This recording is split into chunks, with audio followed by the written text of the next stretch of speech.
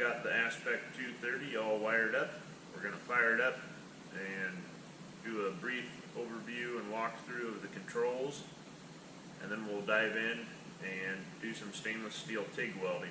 So first and foremost here, we're going to fire this thing up, and the switch is actually on the back side.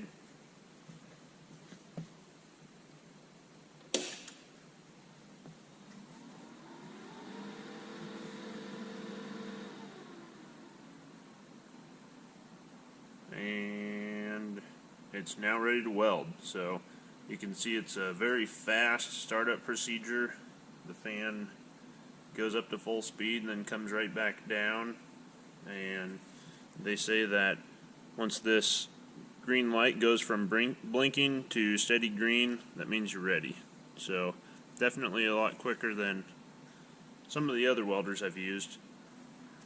So on the front of the machine here, you've got your ground, your positive for your torch, your foot pedals here, and then this is a 15 volt DC output to power up a wireless amp control foot pedal. On the front here, I'll give you a brief rundown of all these switches. Here's your polarity. So you have DC and AC. Next you have high frequency start, touch start, and then your two stick welding functions. Next we have a 2-step and a 4-step, so you can basically, it's like a trigger lock on a MIG welder.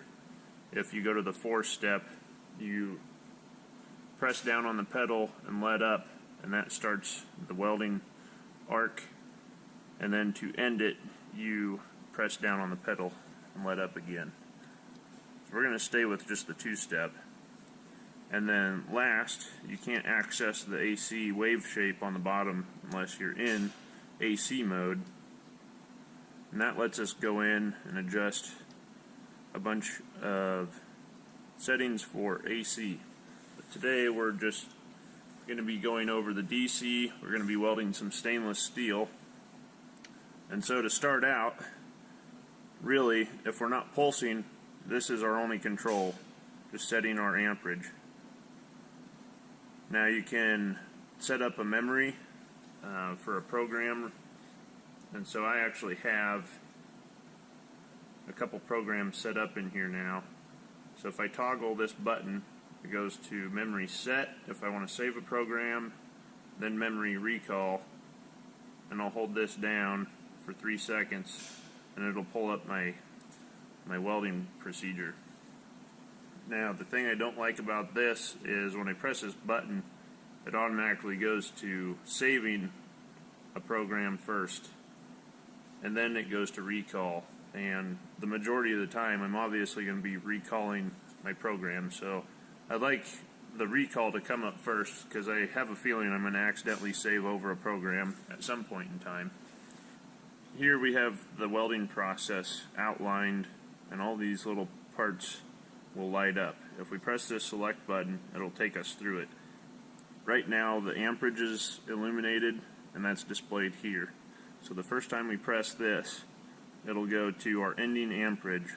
So that's the lowest amperage that the welder will put out before it terminates the arc. So you can bump that up if you want to end your arc at 10 amps, but factory it's set all the way down to 2. So this unit can actually do 2 to 230 amps. So if we keep going through, we get our post flow. We can set this to auto, or you can set it anywhere you want, all the way up to 1 minute.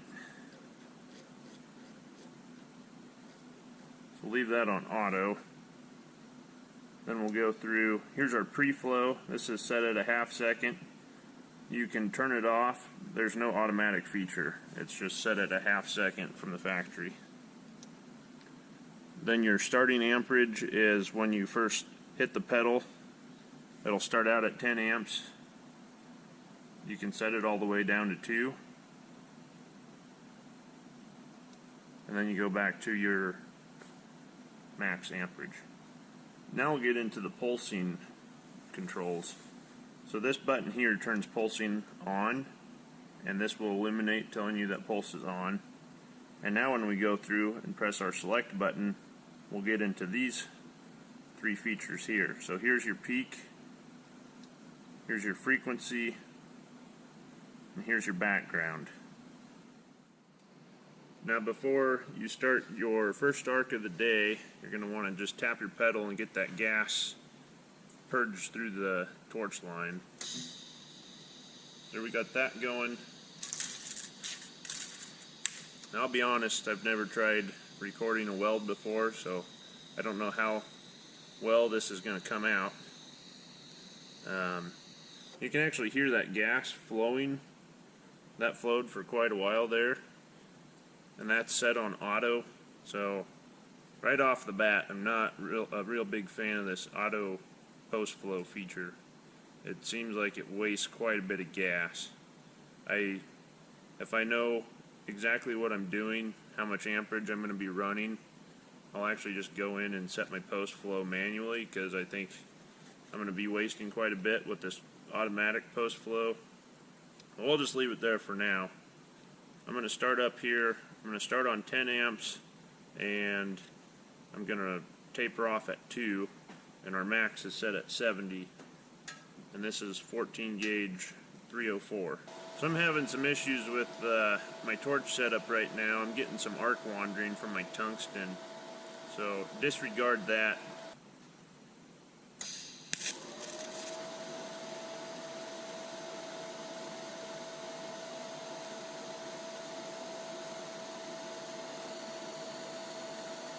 Now you can see the amperage tapering down to about 2 amps.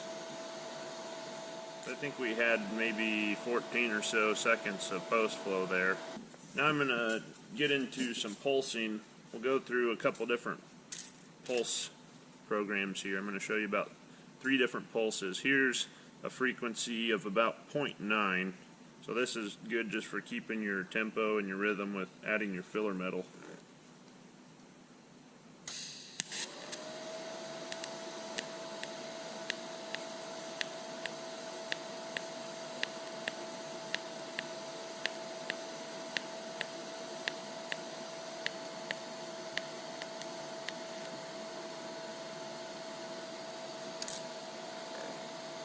So you can hear the pulsing. It makes kind of a popping sound at this lower frequency. So the frequency setting on the machine is now at 1000.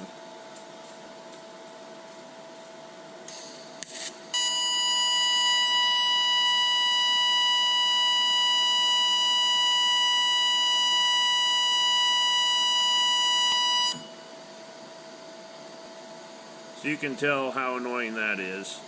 You're definitely going to be wearing earplugs if you're welding with that setting, and you're probably going to make everybody else in the room have to put earplugs on as well. Now I've switched to the maximum frequency, which is 2000, and here we go.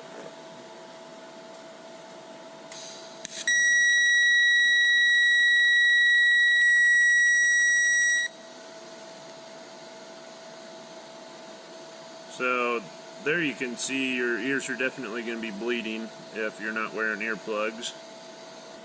If you can see the difference in the weld here, not a huge difference in how the weld's depositing, other than that lower frequency.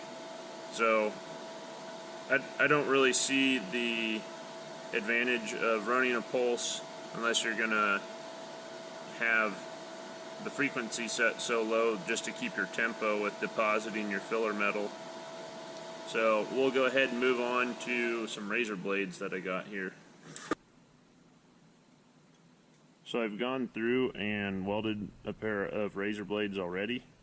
This first half was without filler, second half was with filler. You can see I started on the razor blades and didn't blow through. I did have some blow through on the end. So I start at 2 amps, end at 2 amps, and actually was welding at a max of 14 amps while I was depositing the filler on this half. I wasn't able to see what I was running at without filler, but we'll go ahead and try another set of these here. Alright, so now I went and put on a different cup because I'm pretty sure I was having arc wander from my tungsten to my cup. So also loaded up a new tungsten, so hopefully I can quit having that arc wandering issue.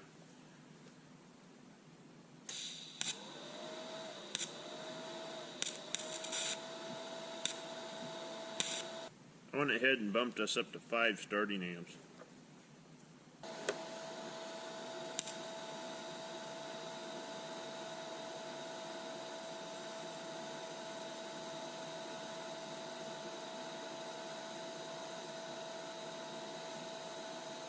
Alright, so we're going to bump our arc start up to about 7. There's probably a reason it's set to 10 from the factory.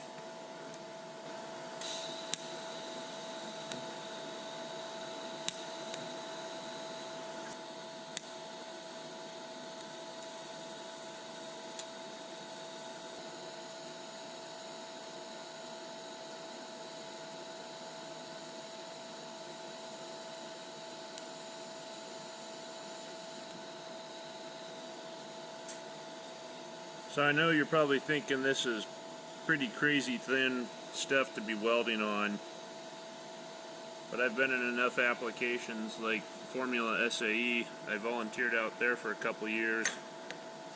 We're welding on this super thin wall tubing on those car frames.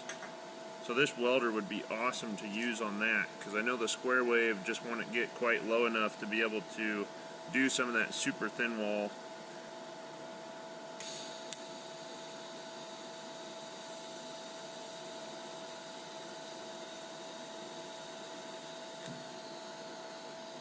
See, I can barely even see this with my naked eye, so I know you're not going to be able to see this, but I was able to weld the tips of the razor blade together just now, and it's already cracking, but you probably can't even see that, but it did weld the very tips of the blades together without any filler.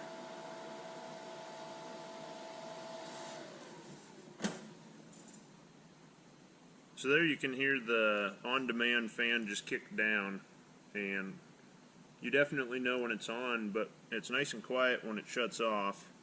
It immediately kicks on as soon as you establish an arc, so it'll sit there and rev up like an engine.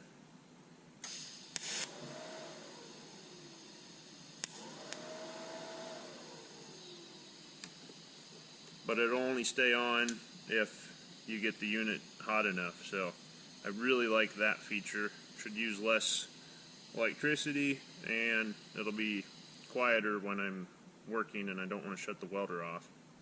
The other thing I want to talk about is the torches.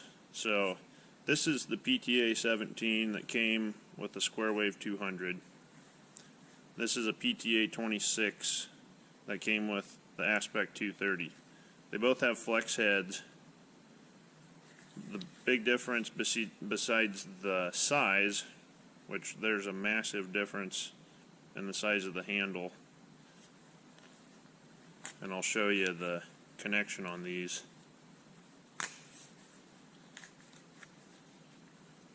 Huge difference right there. But the biggest difference, other than the size of the torch itself, is the hose. So the Square Wave comes with this Ultraflex braided hose, and it's super light, it's super pliable and flexible. The Aspect 230 comes with like a radiator hose, super hard, super stiff, super heavy. I welded for about 2 hours with this thing before I started cramping up in my neck and shoulder, and I couldn't take the pain anymore, so I ripped this thing off and plugged in my Square Wave's Ultraflex, and I love this thing. What I'm going to probably try to do is find a flex hose that I can actually get for this size and plug it into this torch and then see how it does. But the other option is just to go to a water-cooled torch, which they really actually push with the Aspect. You can get a 1-pack that comes with a water chiller and a water-cooled torch. So that's probably the way to go if you're going to be doing extended welding or welding on thicker stuff like thick aluminum especially. And when I weld on aluminum here, I definitely notice this torch getting really hot and I have to take breaks. So it'll probably be something that I look into, but for now I'm fine just using this. Well, I know that was a brief overview of the stainless part of welding, but hopefully that gives you an idea of what this unit's capable of. I actually went ahead off camera and tried some vertical up welding with the pulse turned on, and that actually worked fantastic. I'm glad I don't have to do out of position welding like that very often, but the next time I do, I'll definitely be utilizing the pulse feature. So that's going to wrap up the stainless steel DC welding side of things with this machine. I'm going to be playing with this here and figuring out the AC waveforms and all the features that this machine has. It's got a lot. It looks like I'll be able to really fine-tune every single aluminum welding project that I come up with. So if you're interested in aluminum welding, watch for that video, and we'll see you later.